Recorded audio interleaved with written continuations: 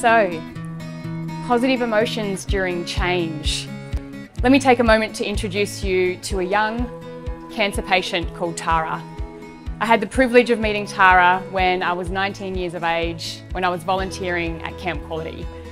And that chance meeting has literally changed the trajectory of my life. So I'll paint a picture for those who have never been on a Camp Quality camp, which is probably many of you here today. The first half an hour is hectic. There's a bus stop, there's about 50 to 100 kids, volunteers, parents who may have known each other during their cancer treatment, who may have known each other for 2, 5, 10 years, hugging, embracing, joyous connection that happens in that first half an hour. And as a young 19-year-old who knew absolutely no one on that program, I can tell you it was terrifying. I was anxious, I was nervous, and to be honest, I actually thought I might have joined a cult. So here comes the next week. Then bounds in this beautiful young 8-year-old called Tara, and I'm matched here to be her companion, her big sister. I'm the one who's supposed to be supporting her over this camp, and immediately when I meet her, I'm disarmed. She has this incredible, beautiful, joyous energy that when you meet someone like that, there's nothing else around you. It is just you and that person.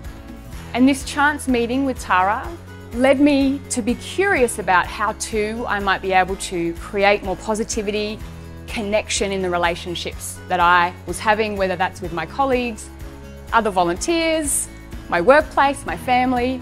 And so I started to research this feeling that I felt with Tara. And so I studied psychology, neuroscience, a little bit of emotional intelligence to really understand the science behind that feeling. So much so that I now lead the Oranges Toolkit, which is Camp Quality's social enterprise, and we build mental and emotional agility in organisations to take that moment I knew with Tara into something really tangible for workplaces. And it might sound really easy to be this positive ripple effect, but it can be quite hard. But we do know that our emotions are contagious. In fact, the Framingham Heart Study suggests that our emotions are contagious to 3 degrees of separation. So when you're thinking about change at work, are you bringing positive emotions in? Are you creating that ripple effect? Are you giving joy? Are you giving gratitude? Are you supporting people through that change? And the Framingham Heart Study is quite a famous one, so feel free to Google it afterwards, that demonstrates my energy and emotions today will have an impact on you. It's the first degree. Your connections, to a lesser extent, but still your connections, and your connections' connections. And this is what we call the ripple effect. And as I mentioned, it's not always that easy, and it's not easy because we live in a VUCA world. For those who haven't heard of the VUCA terminology before, it was really popularized by the American military about 20 years ago to demonstrate the volatile, uncertain, complex and ambiguous world that we live in. And that was 20 years ago, before a COVID world, right? So what happens when we experience complexity, ambiguity, there's lots of change in our organizations and also in our personal lives, it can actually activate a fear response in our brains. And when we're activating that fear response, we close out, we're less collaborative, we're less engaged, and we actually insulate, we pull away from others. So when you're thinking about change in your organizations, it's important to know that that could create a fear response in your staff. So try to reduce volatility, try to reduce uncertainty, create as much certainty as possible when you're going through change, reduce ambiguity, and reduce your complexity in your change processes to reduce that fear state. We also know that when we're going through change and uncertainty, when we're nervous at a bus stop or we're nervous about a change at work, we want to try to activate more positive emotions. So positive emotions have been shown to positively influence us. It's actually known as the broaden and build theory, and this researcher is known as Barbara Fredrickson, for those who might be interested. So she found, and others found, that when we experience positive emotions, there's a beautiful release of chemicals in our mind and also in our bodies. And she found that when we experience them, like joy, gratitude, compassion, love, curiosity, accomplishment, pride, compassion, empathy, when we experience them, we have a broadening and building effect in 4 key areas. The first one is our physical resources. When you feel good, you literally stand taller, your peripheral vision increases, and there's a real sense of energy. We also see improvements in cardiovascular health when we experience positive emotions. We then have our social resources.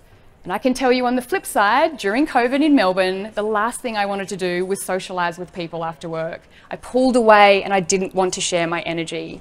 Versus when I feel great, I want to be around people, and I'm sure you experience that too. Collaboration increases, connection increases, and our sense of meaning and purpose increases when we experience positive emotions. Then we have our intellectual resources.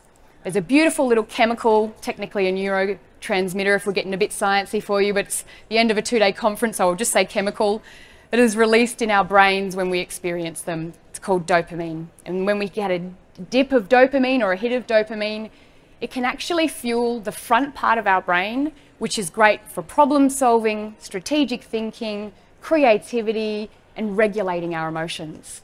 So when you're highly stressed, try to find ways to increase your levels of dopamine. When you're leading a change process, again, try to increase the levels of dopamine in your people. And last but not least, this is the one that I love the most. Our psychological resources increase when we experience positive emotions. That is our resiliency. And we all know the importance of not just bouncing back from the adversity and challenges that we're dealing with, but bouncing forward, using those opportunities as a growth opportunity for self-reflection. So, at All Things Oranges Toolkit, we like to take theory into practice, and I wanted to share with you 3 emotions that potentially you might like to think about to activate in your organisations when you're leading or experiencing change. And when you do that, I want you to think about 2 areas that you can influence within your organisation. The first one is the systems. These are the policies, the processes, the cultural norms in your organisations, but also your inner resources, the things that you get to influence. Remembering that we have a ripple effect. The way we show up every day, whether that's at a conference, whether that's in a team meeting, whether that's at dinner with your mother-in-law, has an influence on those around us. So the first positive emotion I wanted to share with you is hope. So hope is quite closely associated with the sister of optimism. And so we actually do a little bit of work with an organisation called Motorola Solutions, and they've rolled out our programs. For those who don't know, the O of Oranges is optimism. And since running our workshops, they've actually activated or started an optimism award to reinforce when people are being optimistic, when they're showing a thinking habit that is more open rather than pessimistic and closed. This could be a great way to activate optimism in your workforce. You could also just celebrate it more informally. Potentially, you might like to literally have a symbol in your organisation called the symbol of success. And you ding the symbol, this is at Camp Quality, one of their activations, ding the symbol when something great happens. A really quick, probably cost you $5 activation that can again increase the hope and optimism in your workforce. And then this one here, catching yourself being overly negative. This is really important because our brains are designed to be pessimistic. They subconsciously scan our environment for negative things. So when you notice you say to yourself, they'll never be better, or they'll always be like that, or I can't do this, just catch yourself. Notice that thinking habit and ask yourself, is that true? Or could there also be another reality? Becoming more aware of your own thoughts is a really great way to lead in your organisations, to be a great parent, to be a great partner, and whatever other roles that you might play in your life. The next positive emotion I want to share with you is joy. And I don't think we use joy enough in our workplaces. Another great way you could bring joy in is by having a social club. Really easy. One of the things we recommend at Oranges is to actually see if you've got participation in your social club. And if you don't, what are the barriers of people joining your social club? Ideally, your social club will be mixed with a wide range of diverse people, not just your extroverts who are about 20 to 30 and like to party, right? You want to have a diverse mix of people leading your social activation. You could also potentially just have fun at the start of a meeting. In fact, that's what Camp Quality does. They have what we call fun therapy, which is literally doing something fun at the start of a meeting. Even on a board level, they'll start with their board meetings doing fun therapy. If that doesn't feel right for your organisation, you might like to start with what's worked well. Another really great way to build more positive emotions in your company by just getting people to think beyond the negativity that they might have experienced during the day. And in terms of our own, I've already done it, start meetings with something fun, your own inner resources. We actually have a bunch of connection cards which you can purchase online or also at our booth that can actually be great conversation starters to activate that joy in a really small, quick, tangible way. The next one I wanted to share with you is interest. And when we think about positive emotions, most people will start with happiness and joy and all of the kind of high energy ones that feel really easy to access. But positive emotions don't always have to be high energy.